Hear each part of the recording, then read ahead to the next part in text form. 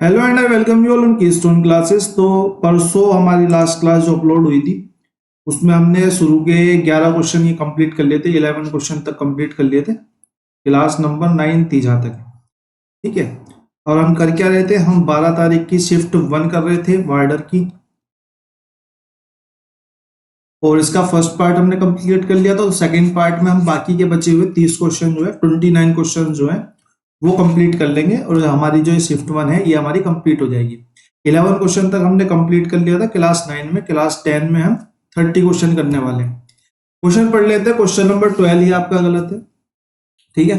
12 ही आपका गलत है। एक बार क्वेश्चन पढ़ के मैं आपको समझाता हूँ कैसे गलत है। क्वेश्चन में क्या क्या रखा है कि 5 लगातार संख्याओं में तीसरी और चौथी संख्या का औसत जो है 27.25 है। 27.25 है, कितनी का? तीसरी और चौथी संख्या का। लगातार की बात कर रहा है, कॉन्सिक्यूटिव की बात कर रहा है। तो कोई भी तो लगातार संख्याएं जो होती हैं उनका एवरेज जो होता है उनके मिडिल का होता है, ठीक है। और लगातार संख्याएं अगर मेरे से क्वेश्चन में बोलता है तो उसका मतलब ये है कि उनके बीच में वो अपने नेचुरल फॉर्म में होनी चाहिए, पॉइंट्स में नहीं होंगी ना फ्रैक्शन में होंगी, जब तक बोला ना जाए, ठीक है। जब तक बोला नहीं जाएगा तब तक वो फ्रैक्शंस में या पॉइंट्स में नहीं हो सकती। अगर मैं बात करूं तो ये एक है, और यहाँ पे दूसरी लगातार जो, अगर पहली संख्या ये है, दूसरी संख्या ये है और तीसरी संख्या ये, सॉरी दो संख्या है ना, दो संख्याएं। तो अगर मैं बात करूं दो संख्याएं हैं, पहली संख्या ये है और दूसरी संख्या ये है, इनके मिडल में कहीं इनका औसत आएगा, ठीक है। और जब भी अगर मैं जैसे कि कोई भी संख्या उठा लेता हूं, जैसे कि मैंने 2 और कंसेक्यूटिव उठाई 3, और बड़ी उठा लेता हूं मैं 21 उठा लेता हूं, 22 उठा लेता हूं, और बड़ी उठा लेता हूं तो मैं 165 उठा लेता हूं, 166 उठा लेता हूं। रैंडमली जो भी आपको उठानी है वो उठा सकते हो, ठीक है। अगर मैं इनके औसत की बात करूंगा तो ये आएगा 5/2 यानी कि 2.5, ठीक है। आप देख पा रहे होगे लगातार संख्याओं का जो औसत होता है छोटी वाली से 0.5 बड़ा होगा और बड़ी वाली से 0.5 छोटा होगा। इसी तरीके से अगर आप इसका करोगे तो इसका भी आ जाएगा 21.5, ठीक है। इसका भी अगर आप करोगे तो 166 होगा। ये 166 से जो एवरेज निकल के आएगा वो निकल के आएगा 165.5 निकल के आएगा। यानी कि आपको जो एवरेज आएगा दो लगातार संख्याओं को 0.5 की फॉर्म में आएगा, ना कि 0.25 की फॉर्म में आएगा, ठीक है।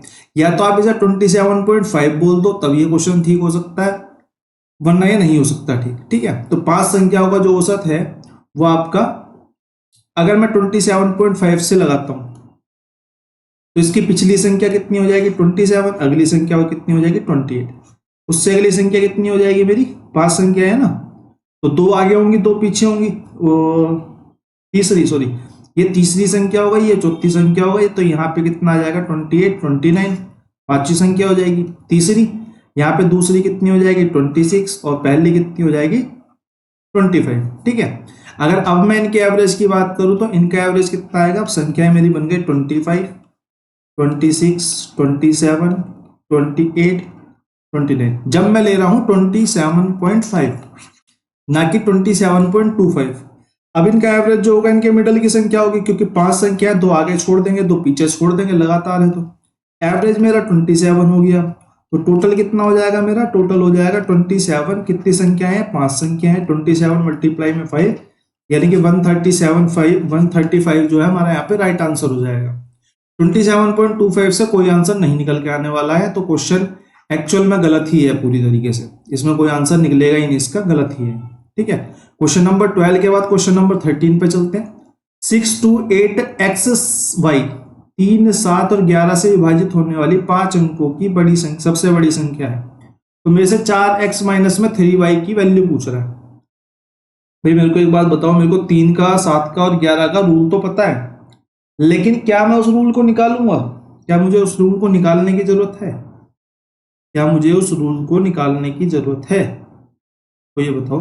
मेरे को 3 का कोई विभाजकता रूल पता है, बिल्कुल पता है कि अगर उनका सम जो होता है वो 3 से डिवाइड होता है तो संख्या 3 से डिवाइड होगी। जैसे कि अगर मैं देखूं ये 18 बन जाता है, 18 प्लस एक्स प्लस वाई जो है अगर 3 से डिवाइड होता है तो वो संख्या 3 से डिवाइड होगी। यानी कि यहाँ पे एक्स प्लस वाई की वैल्यू क्या हो सकती है, यहाँ पे x प्लस वाई की वैल्यू क्या हो सकती है 18, तो ये कट ही जाएगा। यानी कि x प्लस वाई की वैल्यू एक तो 3 हो सकती है, 18, 21 कट जाएगा, और ऐसे चलते चलते बहुत सारी संख्या कटती चली जाएंगी। लेकिन क्या इसका कोई फायदा है? इस क्वेश्चन में इसका कोई फायदा है नहीं। 7 का रूल पटपट होता है, 11 का मल्टी 11 का जोड़े में बना के होता है, लेकिन उसका भी कोई फायदा नहीं। इस केस में आप सीधा क्या काम करो, इस केस में आप सीधा इनका एचसीएफ निकाल लो, क्योंकि ये तीनों की तीनों ही प्राइम नंबर से अभाज्य संख्या है, तो इनका जो एचसीएफ होगा वो इनका मल्टीपल ही होगा। एचसीएफ नहीं, एलसीएम, सॉरी एलसीएम, इनका जो एलसीएम होगा वो इनका मल्टीपल ही होगा 3, 7 और 11 का।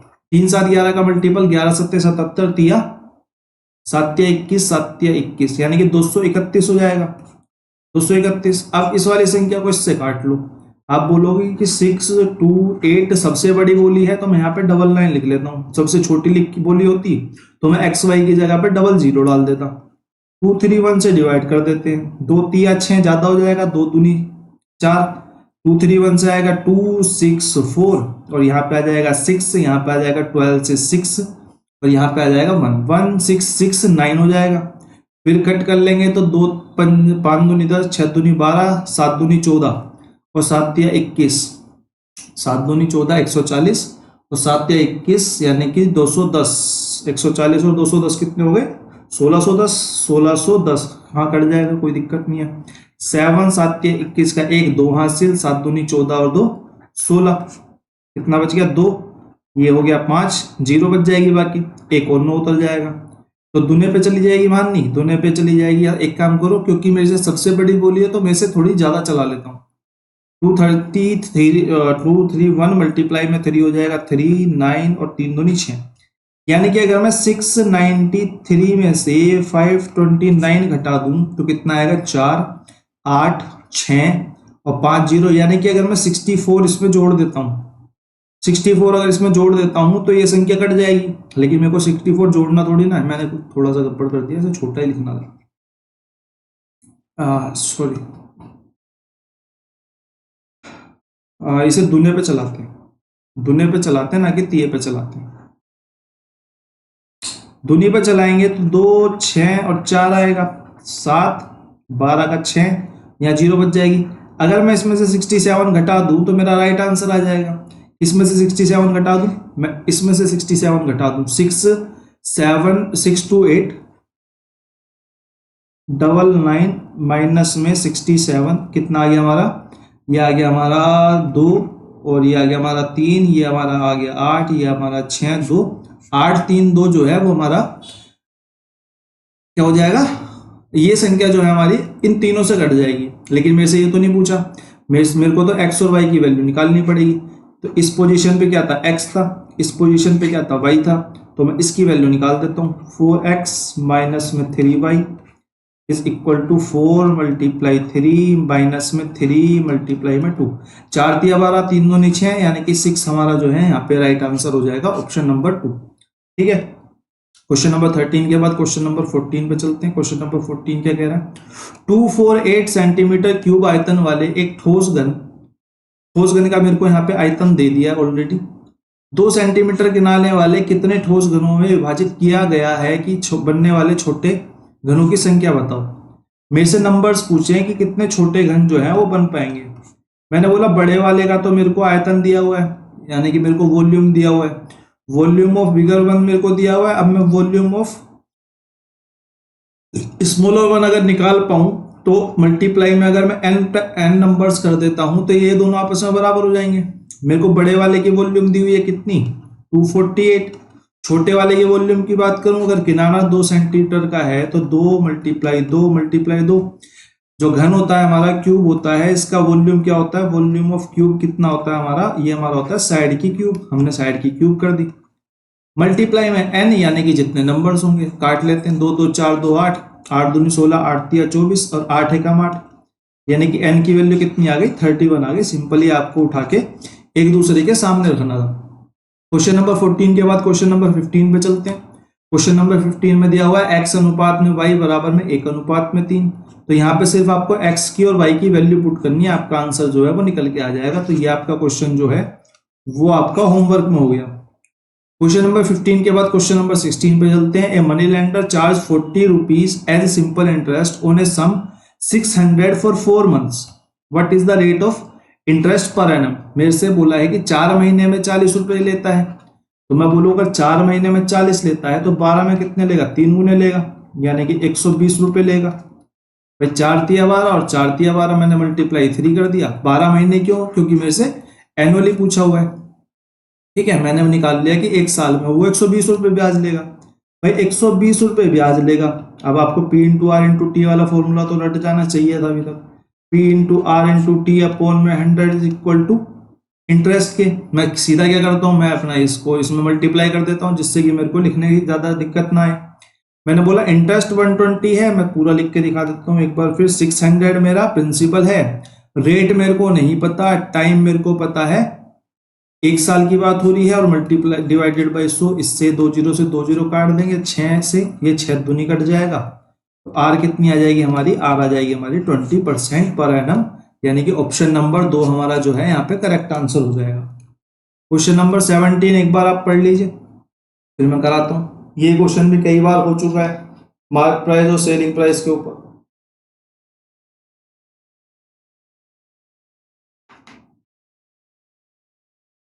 पढ़ लेते। A shopkeeper sells a toy by giving 20% discount, 20% discount on its mark price. Mark price के ऊपर डिस्काउंट देता है, डिस्काउंट मार्क प्राइस के ऊपर ही होता है, अगर नहीं भी लिखता तो भी हम यही अज्यूम करके चलते। गेन्स 25%, और वो जो गेन करता है, प्रॉफिट जो उसको होता है वो 25% होता है। प्रॉफिट मेरे को पता है, अनटिल बोला ना हो तब तक वो सीपी पे होता है। यानी कि ये कह सकता हूं कि मैं अगर एमपी मेरा 100% है, तो जो एसपी है मेरा डिस्काउंट देने के बाद वो 80% होगा। इसी तरीके से मैं इस वाली कंडीशन से ये कह सकता हूं कि अगर मेरा सीपी 100% है, तो जो मेरा एसपी है वो 125% हो जाएगा। तो यहाँ पे मैं क्या कह सकता हूं कि 80%, क्योंकि ये भी एसपी है और ये भी केस एसपी है, 80% ऑफ एमपी यानी कि mark price is equal to 125% of क्या? सीपी। 125% ऑफ सीपी, ये सीपी का है और ये एमपी का 80% है। भाई परसेंटेज से तो परसेंटेज कट हो जाएगी, नीचे 100 लिखने की जरूरत नहीं पड़नी चाहिए। 5 एकम 5, 5 छिंग 30, 5 दूनी 10, 55 25, यानी कि मैं बोलूँ कि एमपी अपॉन में सीपी जो है वो कितना है? 25 अपॉन में 16। आगे मेरे से क्वेश्चन ने क्या बोला है? what is the marked price of the toy if the cost price is 2400? भाई मेरे हिसाब से कोस्ट प्राइस जो है वो 24 वो है 16 है, इसके हिसाब से 2400 है। यानी कि मैं सीधा बोलूं कि 16 की वैल्यू 2400 है, तो आप लोगों को समझ में आ जाना चाहिए। और मेरे से एमपी पूछा है, मार्क प्राइस पूछा है, मार्क प्राइस कितना है? 25 है। अगर 2400 की वैल्यू 16 है तो 25 की निकाल दो, 4 छिंग 24, 600, और 4 चौक 16, 4 से एक बार और कट जाएगा, 4 एकम 4, 4 पंजे 20, जीरो 15 की मल्टीप्लाई 25 में होगी तो आ जाएगा 375, और एक जीरो ऐसे की ऐसे लग जाएगी, यानी कि 3750 जो है वो हमारा यहाँ पे राइट आंसर हो जाएगा, ऑप्शन नंबर 4। क्वेश्चन नंबर 17 के बाद क्वेश्चन नंबर 18 पे चलते हैं। एक आदमी कार्यालय की ओर 5 किलोमीटर प्रति घंटे की गति से यात्रा करता है, 8 किलोमीटर प्रति घंटे की गति से वापस आता है। भाई जाता कितने की स्पीड से है? 5 किलोमीटर पर आवर। आता कितने की स्पीड से है? एक सेकेंड देना।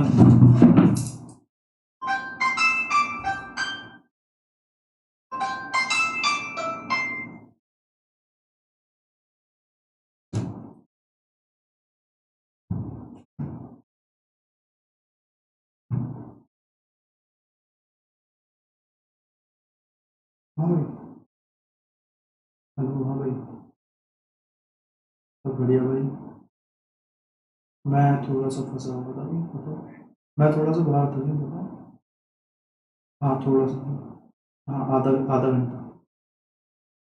कुछ बात तो बताओ। मैं करता हूँ कल की तरह से।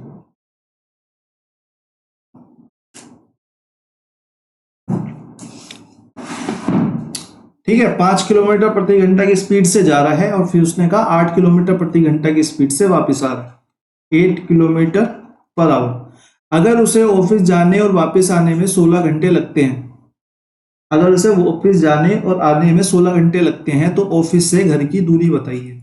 मेरे को एक बात बताओ, मेरे को यहाँ पे स्पीड मिल गई कि स्पीड जो है वो 5 और 8 के रेशो में है, तो मैं यहाँ से रिवर्स केस में बोल सकता हूँ कि टाइम जो होगा वो 8 और 5 के रेशो में होगा।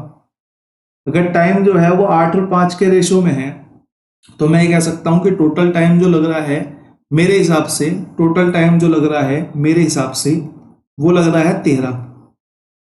लेकिन क्वेश्चन ने बोला है मेरे को 16 घंटे, तो मैं ये बोल सकता हूँ 13 की वैल्यू जो है वो 60 आवर्स है। एक की वैल्यू कितनी हो जाएगी 16 अपॉन में 13।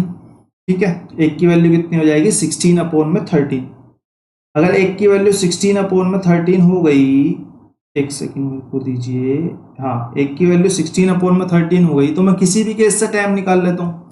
मैं बोलता हूँ इस 8 वाले केस से टाइम निकालूंगा तो 8 की वैल्यू कितनी हो जाएगी 16 अपॉन में 13 मल्टीप्लाई में 8, और इसकी स्पीड कितनी थी 5 किलोमीटर पर आवर, और इसकी स्पीड कितनी थी 8 किलोमीटर पर आवर। तो मैं इस वाले केस को देखूं तो मेरे पास स्पीड है, मेरे पास टाइम है, तो मैं यहां से टोटल डिस्टेंस निकाल सकता हूं।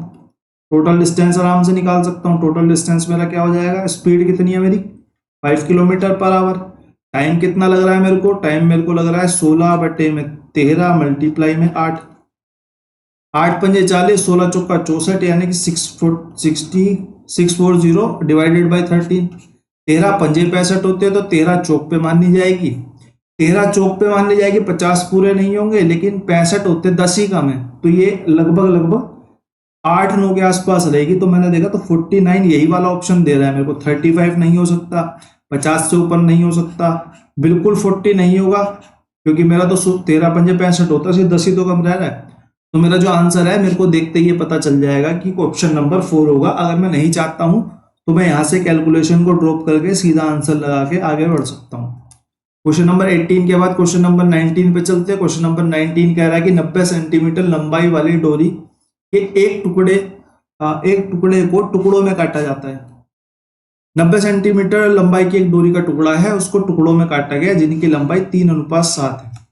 भाई मेरे को दिया हुआ है रेशो में 3:7 है। मेरे से पूछा सबसे लंबा टुकड़ा कितने का होगा, मैंने बोला टोटल जो होगा मेरे हिसाब से 10 होगा।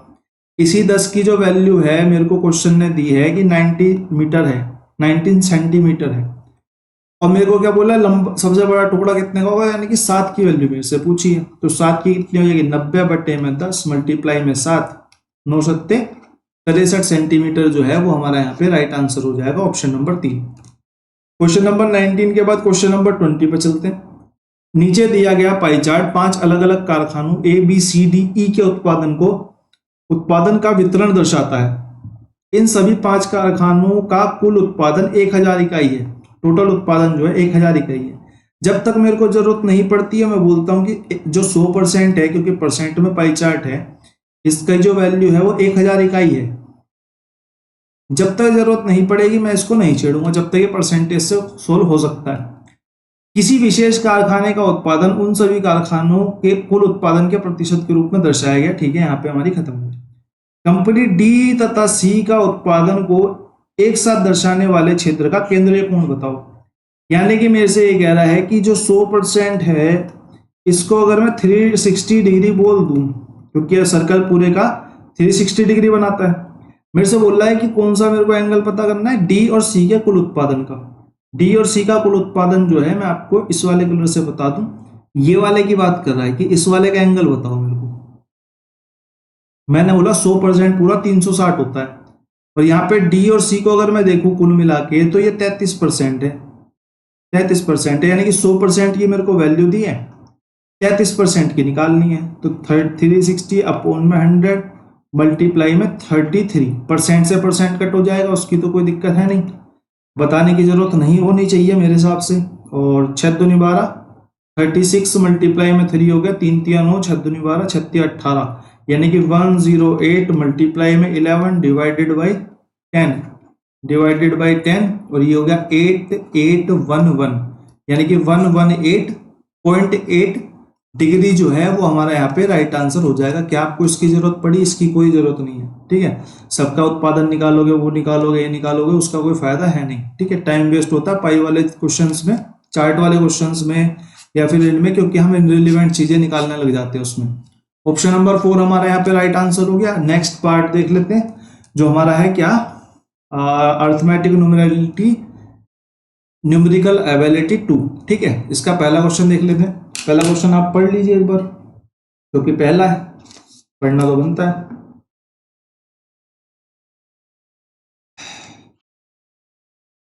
क्वेश्चन कह रहा है कि 3 times of a natural number is 28 more than the number.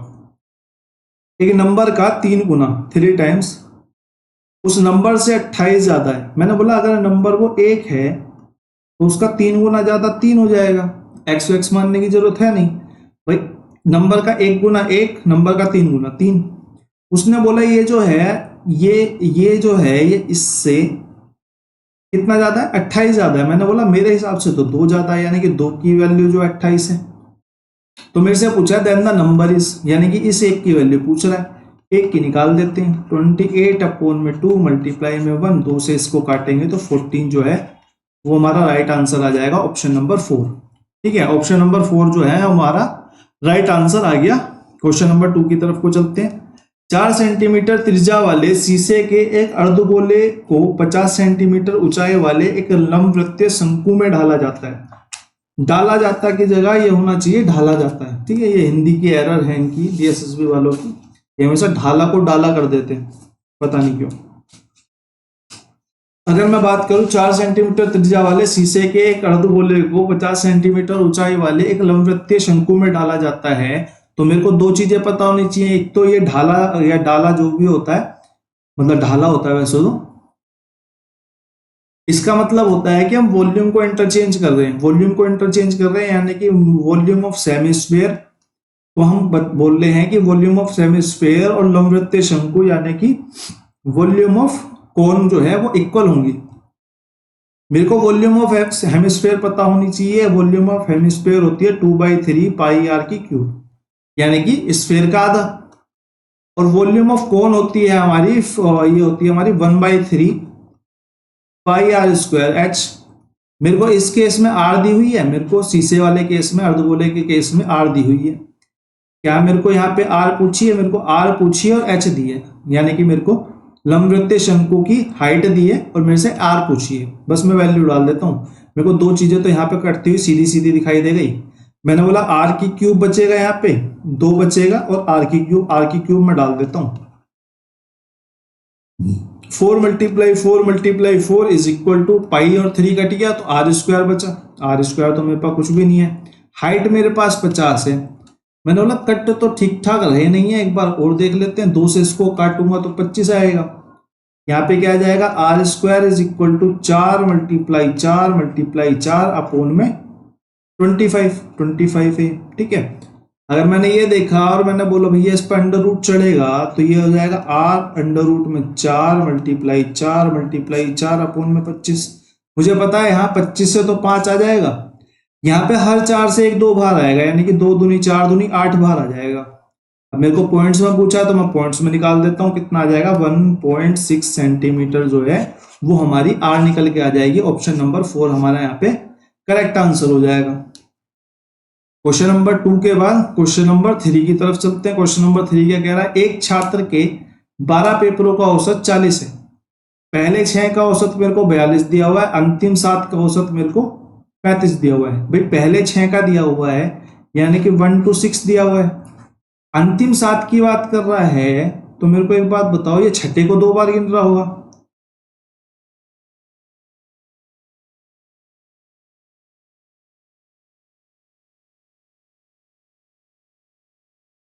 एक सेकंड, 1 2 3 4 5 6, ठीक है, 1 2 3 4 5 6 7, 1 2 3 4 5 6, 1 2 3 4 5 6 7, 7 और 5 7 और 6 13 होते हैं ना, 13 होते हैं।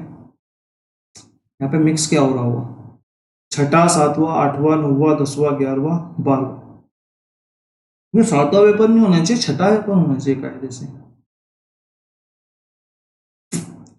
यहाँ पे 7वां पेपर नहीं होना चाहिए, क्वेश्चन में कायदे से छठा पेपर होना चाहिए, क्योंकि छठा ही निकल के आएगा। निकल के तो 17 ही आएगा लेकिन आएगा छठा। चलो कोई बात नहीं, मेरे हिसाब से यहाँ पे छठा होना चाहिए। 12 पेपरों का औसत जो है वो 40 है और यहाँ पे पहले 6 पेपरों का अगर 42 है और आखिरी 7 पेपरों का 35 है तो मैं बोलूं ये तो टोटल निकल के आ जाएगा कितना, 12 चौक 48, 480।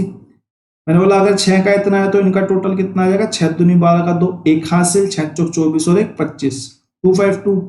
7 और 35 की मल्टीप्लाई करेंगे, 7 पंजे 35 का 5, 3 हासिल, 7 21 और 3, 21 और 3 कितने होते हैं, 24, 245। ठीक है, अगर मैं इन दोनों को जोड़ दूं तो मेरे पास यहाँ पे 13 रिजल्ट हो जाएंगे, यहाँ पे मेरे 13 रिजल्ट हो जाएंगे। तो मेरा जो मिडिल वाला रिजल्ट है वो 2 बार काउंट होगा, और मिडिल में कौन सा रिजल्ट होगा, मिडिल में होगा 6th रिजल्ट, ना कि 7th रिजल्ट। ठीक है, तो मेरे हिसाब से यहाँ पे 6th रिजल्ट की बात करी होगी, इंग्लिश वाले में 6th रिजल्ट की बात करी होगी।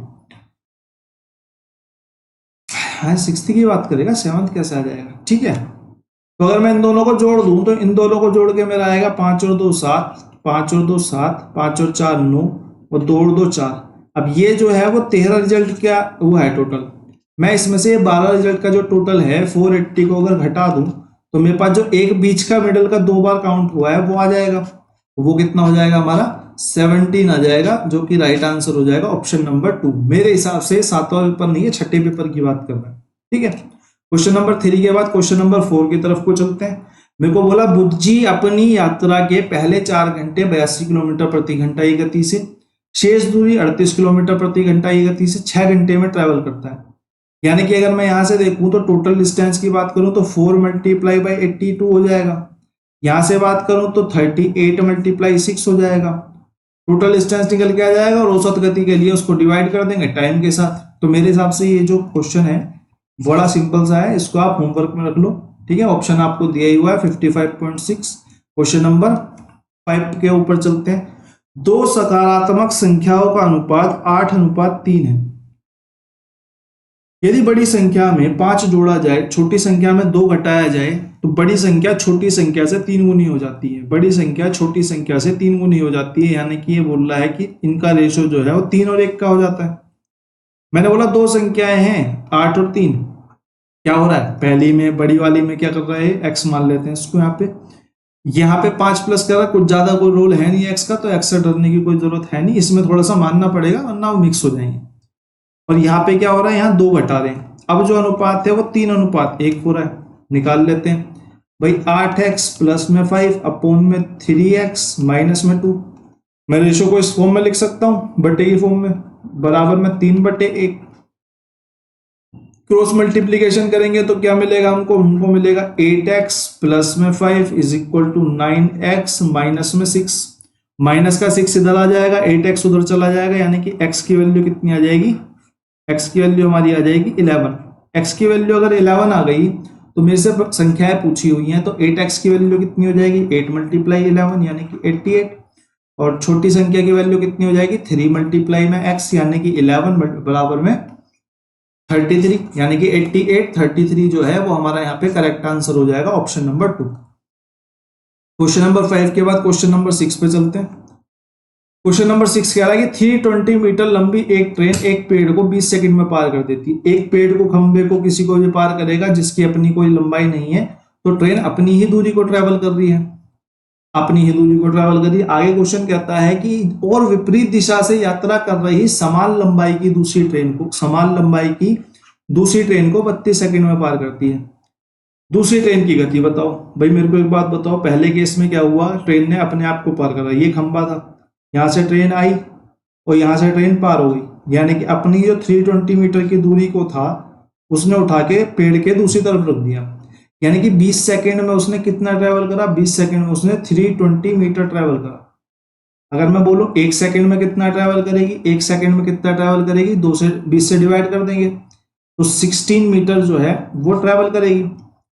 अब क्वेश्चन की अगली स्टेटमेंट कह रहा है कि विपरीत दिशा से आ रही एक ट्रेन, समान लंबाई की ट्रेन। भाई विपरीत दिशा से कोई ट्रेन आ रही है तो मेरे को ये पता है कि जो इनकी स्पीड है वो प्लस हो गई होगी, स्पीड प्लस हो गई होगी, और समान लंबाई की है तो 320 की ये होगी, 320 की ये होगी, यानी कि टोटल डिस्टेंस कितना ट्रेवल करेगा, टोटल डिस्टेंस जो होगा वो ट्रेवल करेंगे 640 मीटर, 640 मीटर METER।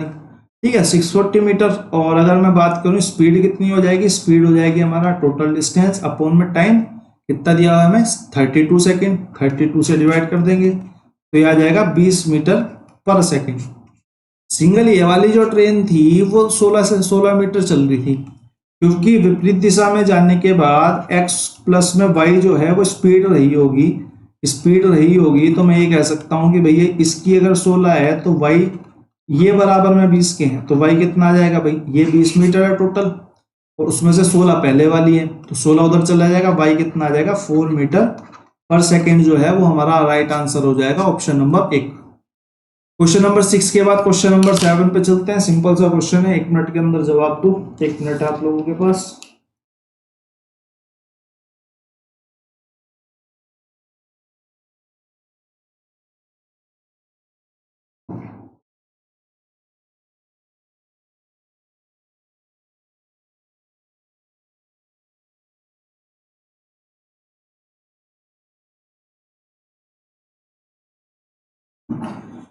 क्वेश्चन कह रहा है कि एक पेंसिल बॉक्स 20 रुपए में खरीदा गया, 45 रुपए में बेचा गया, अर्जित लाभ ज्ञात कीजिए। 20 इसका सीपी है, 45 इसका एसपी है। मैंने तुरंत देख लिया कि 25 का प्रॉफिट हुआ है, कितने पे हुआ है 20 पे हुआ है, मल्टीप्लाई मैंने 100 कर दिया, यानी कि मेरे को 125% का लॉस प्रॉफिट हो गया सीपी पर।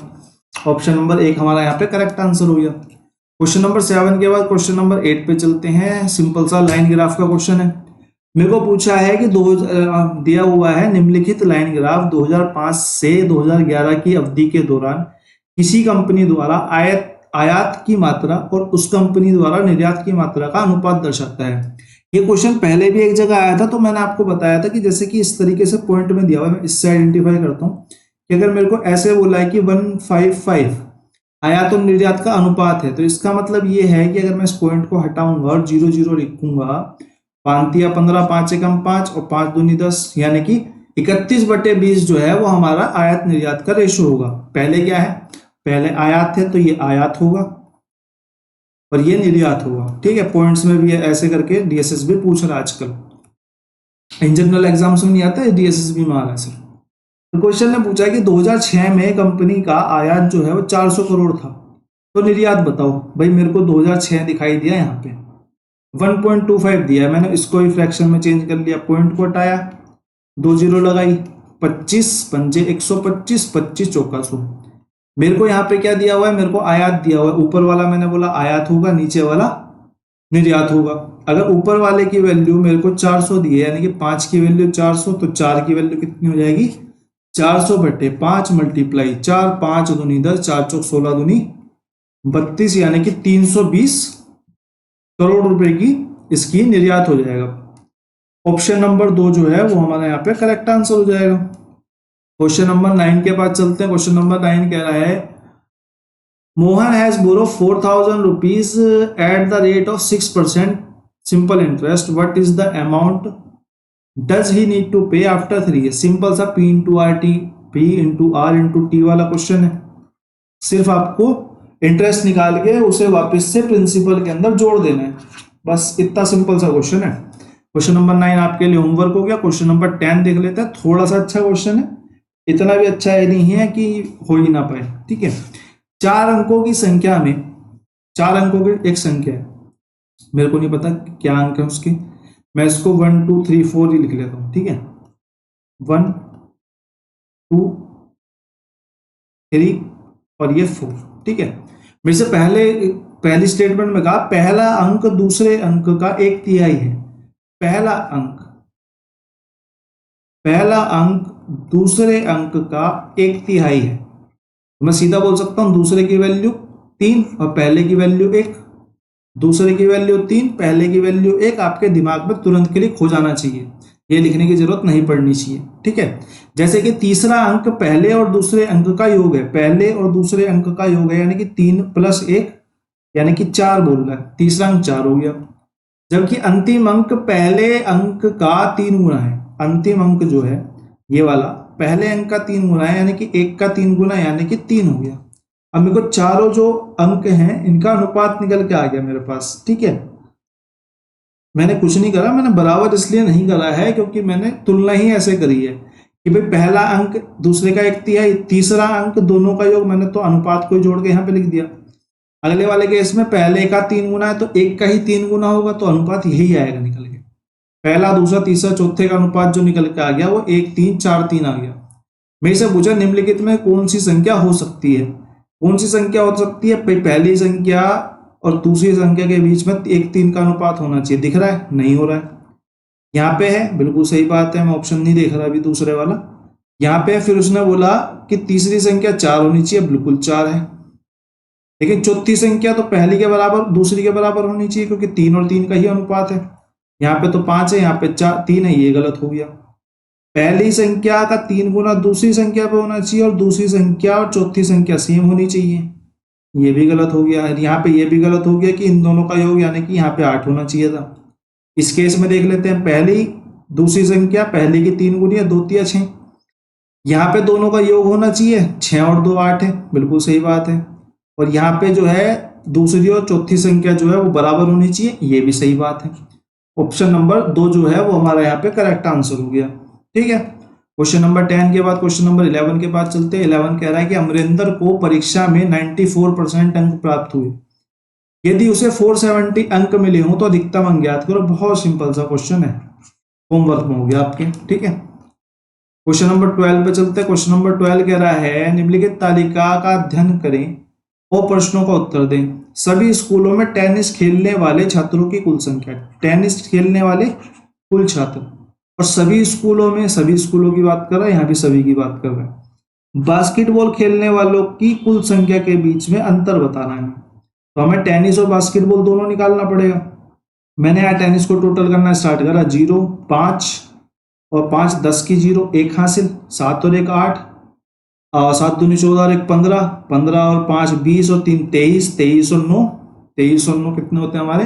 23 और 9 32 और 2 40, यानी कि 400। यहां से मेरा टेनिस आ गया, 400 बंदे हैं टेनिस में। इसी तरीके से मैं बास्केटबॉल प्लस कर लेता हूँ, 0 0 5 0 5 5 5 10 की 0 1 हासिल, 4 और 2 6, 4 और 1 5, 5 और 2 7, 7 और 1 8, 8 का 8 ही 8 आ जाएगा, और 2 2 दूनी 4 दूनी 8 दूनी 10 दूनी 12 2 पंजे 10, 1080। इन दोनों के बीच का अंतर पूछ रहा है मेरे को, सीधा सीधा दिखाई दे रहा है 680 होगा। 680 होगा तो जहां 680 दिखाई देगा वहां पे मैं उसे आंसर लगा दूंगा, यानी कि ऑप्शन नंबर 2 जो है यहाँ पे करेक्ट हो जाएगा। क्वेश्चन नंबर 13 के पास चलते हैं। क्वेश्चन नंबर 13 कहना है Sunil buys a mobile phone by getting a discount of 30% on its mark price and sells it at its mark price. मतलब सुनील ने मोबाइल लिया, अगर उसका एमपी कुछ भी था, मुझे नहीं पता कुछ भी था, तो मैंने 100% मान लिया, उसके 30% डिस्काउंट मिल गया, उसमें 30% डिस्काउंट मिल गया, तो एक्चुअल में उसने कितने का खरीदा? उसने 70% का खरीदा। Sunil buys a phone by getting a discount 30%, MP 100 discount 30, तो सीपी उसके लिए कितना हो गया? उसके लिए जो हो गया 70 हो गया। अब उसने क्या करा? खरीद लिया और उसने सेल कर दिया उसके मार्क प्राइस पे। अब उस बंदे ने जो है वो यहाँ पे 70 का लेके एसपी ले लिया 100 का, 100% का। अब उसने बोला प्रॉफिट परसेंट कितना होगा? मैंने देखा भाई 70 का खरीदा, 100 का खरीद बेच दिया, तो 30% का प्रॉफिट हुआ। अब 30%, क्योंकि उसने खरीदा कितने का है? खरीदा उसने 70 का है, तो 70% का कितना प्रतिशत है? परसेंट से परसेंट कैंसिल हो गया, 7 से ही खत्म हो गया। ये कितना आ गया? 300/7। 7 या 21, 7 चौक 28, 2 बच जाएगा, 7 दूनी 14, 6 बच जाएगा, 7 6 42, 7 7 49, 7 8 56 हो जाएगा, 7 8 यानी कि 42.8 समथिंग आएगा। 42.8 समथिंग पे एक ही ऑप्शन लाइन करता है, वो हमारा कौन सा है? Option number 2। ऑप्शन नंबर 2 हमारा यहाँ पे करेक्ट आंसर आ जाएगा। क्यों? 7 पंजे 35 जाएगा ना, फिर 7 पंजे 35, तो वो ये 8 का 9 बन जाएगा। क्वेश्चन नंबर 13 के बाद क्वेश्चन नंबर 14 पे आते हैं। क्वेश्चन नंबर 14 आप लोग कमेंट सेक्शन में आंसर करेंगे, सिंपल सा क्वेश्चन है, सिर्फ एचसीएफ निकालना है। ठीक है,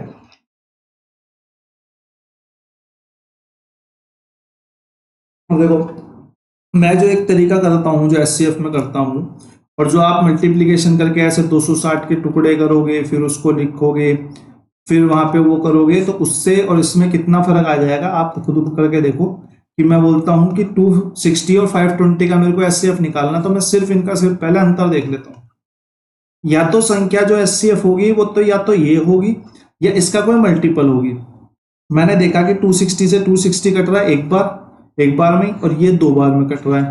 तो एचसीएफ कितना हो जाएगा हमारे हिसाब से, जो एचसीएफ है वो हमारे हिसाब से 260 आ जाएगा, जो मैं मेथड यूज करता हूँ। और एक बार आप इस मेथड को लगा के देखना, ये कितने में टाइम लगा, हमें सिर्फ अंतर लेके डिवाइड करके देखने में टाइम लगा 2 से 4 सेकंड के बीच में। और आप अगर करोगे तो इसको करोगे कम से कम तो 40 से 50 सेकंड में, कितनी भी अच्छी स्पीड पे हो।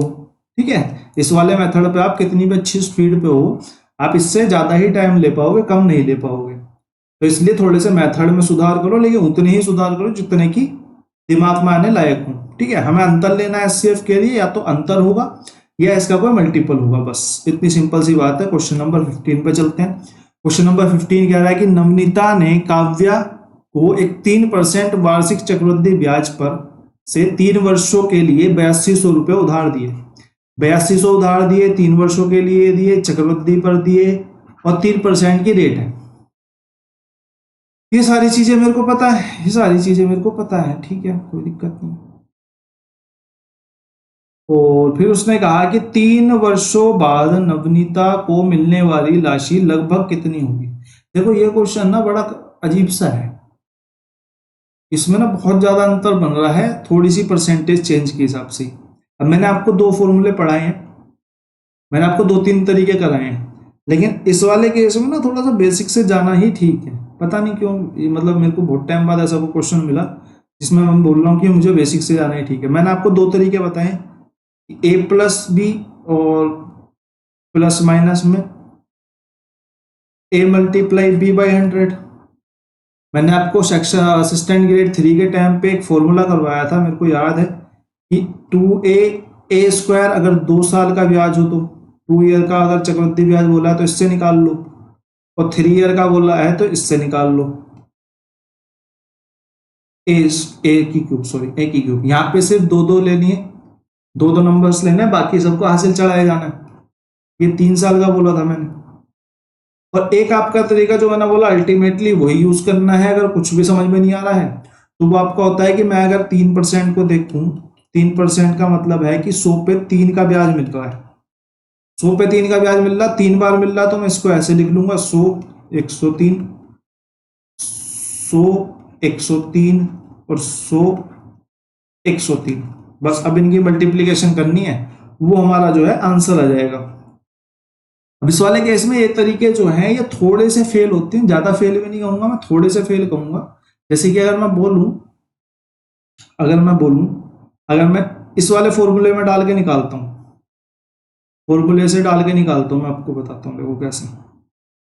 जैसे मैं फॉर्मूले में डाल के निकालूंगा, मेरे पास फॉर्मूला है 3A² और A की क्यूब। यहां से अगर मैं 3 को डालता हूं, 3A को 3 मानता हूं, A तो हमारा 3% है ना, 3 मानता हूं, तो 3 तिया 9 तिया 27, फिर 3 तिया 9 मल्टीप्लाई में 3, ये भी 27,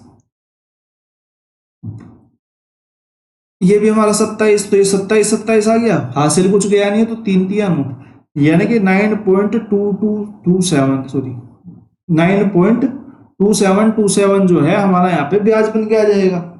अगर यहाँ पे हमारा इतना ब्याज बन के आ गया, अगर हमारा इतना ब्याज बन के आ गया तो मेरे को राशि चाहिए। अगर मेरे को राशि चाहिए यानी कि मेरे को अमाउंट चाहिए, तो यानी कि ये 100 में प्लस हो जाएगा, यानी कि मेरे को 109.2727 जो है यहाँ पे ब्याज मिलेगा। अब मैं एक काम करता हूँ, अब मैं 2727 की जगह 109% निकाल लेता हूँ, उससे थोड़ा सा ज्यादा होगा। ऐसा करूंगा तो वो इसके आसपास आ जाएगा। अगर मैं 109.27 को 3 मान लेता हूँ, 109.3 मान लेता हूँ, ठीक है, तो जो मेरा आंसर आएगा वो थोड़ा कम आएगा। 8200 मल्टीप्लाई में 109.3 अपॉन में 100, एक जीरो और हो जाएगी, 2 जीरो से 2 जीरो काट देंगे, इसको यहाँ पे मल्टीप्लाई कर लेते हैं। 9382, 3 दूनी 6, 9 दूनी 18 का 8, 1 2 एकम 2 मल्टीप्लाई में 8 तिया 24 का 4, 2 हासिल, 9 72 और 2 74 का 4, 7 हासिल, 8 एकम 8 और 7 दूनी 14 और 1 15, तो ये आ गया 6, 8 4 12 का 2, 1 हासिल, 4 5 और 1 6, 5 और 2 7, 1 का 1 1, 17626, 17626 और यहाँ पे आ जाएगा पॉइंट। क्या बात कर रहे हो?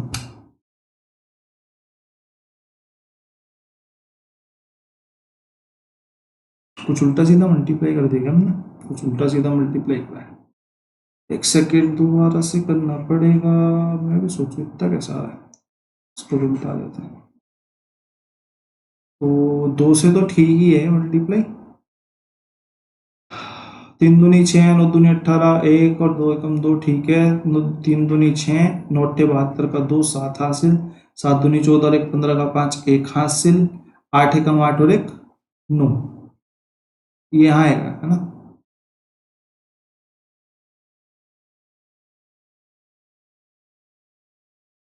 ये कुछ गड़बड़ कर रहे हैं, पता नहीं क्या कर रहे हैं।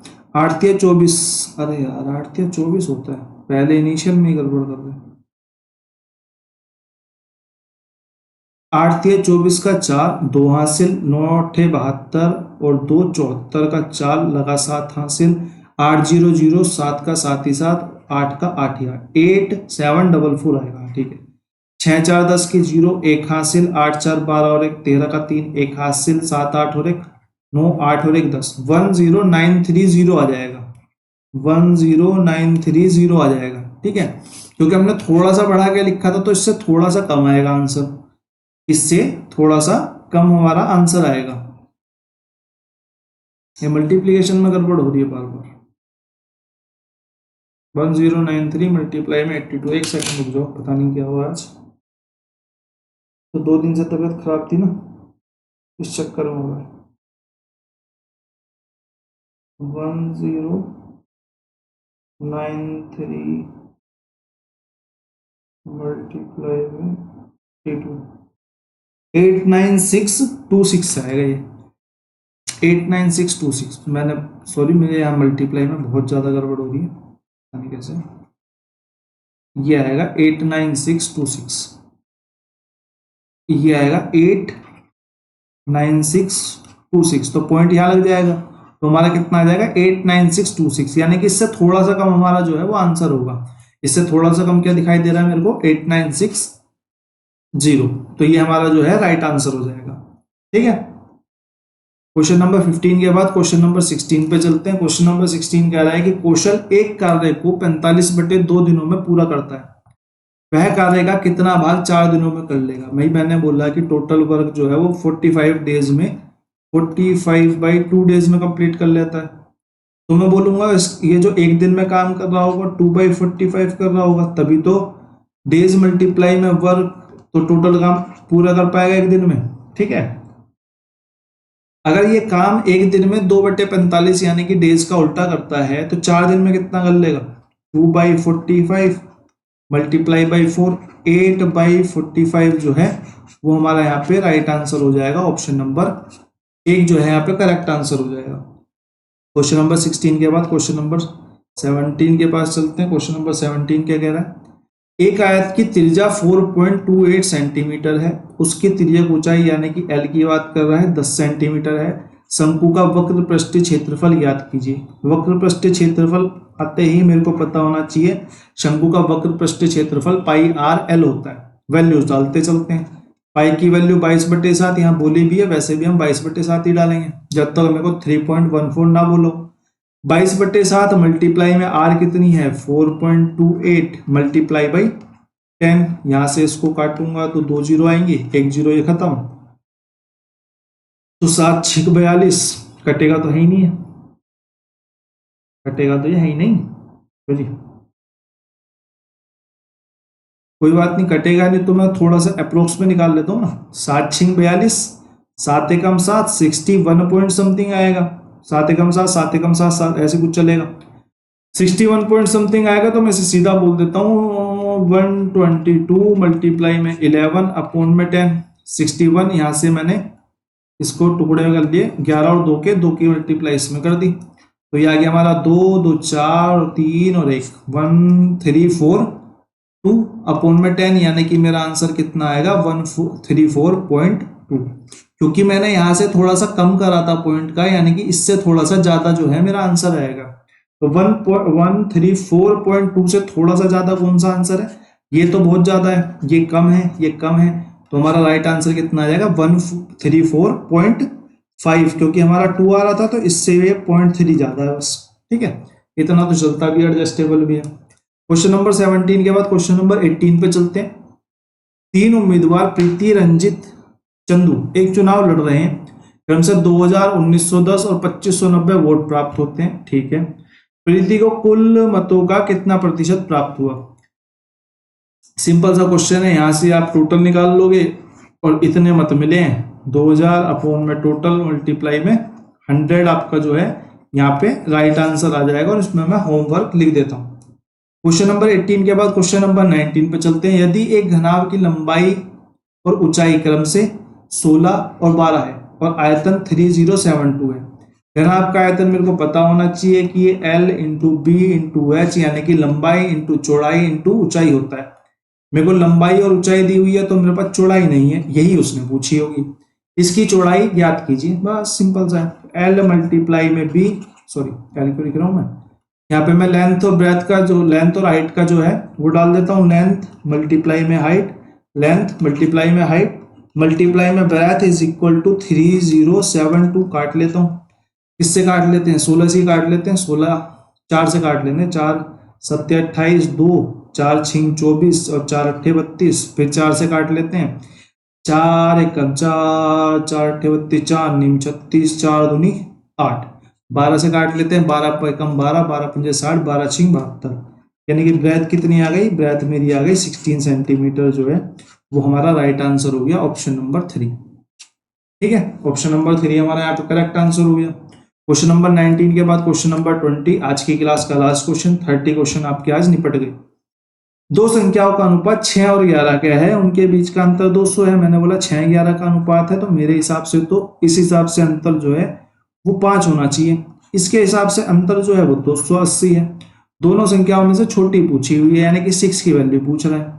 5 की वैल्यू 280 दी हुई है, 6 की निकाल देते हैं। 280 बटे में 5 मल्टीप्लाई में 6, 5 दूनी 10, 6 दूनी 12, 12 दूनी 24 और 12 अट्ठे 96, यानी कि 336 जो है वो हमारा यहाँ पे राइट आंसर हो जाएगा। ऑप्शन नंबर 3 यहाँ पे करेक्ट आंसर हो जाएगा। 1-2 दिन पीछे क्लास नहीं हो पाई, उसके लिए मैं माफी चाहता हूँ।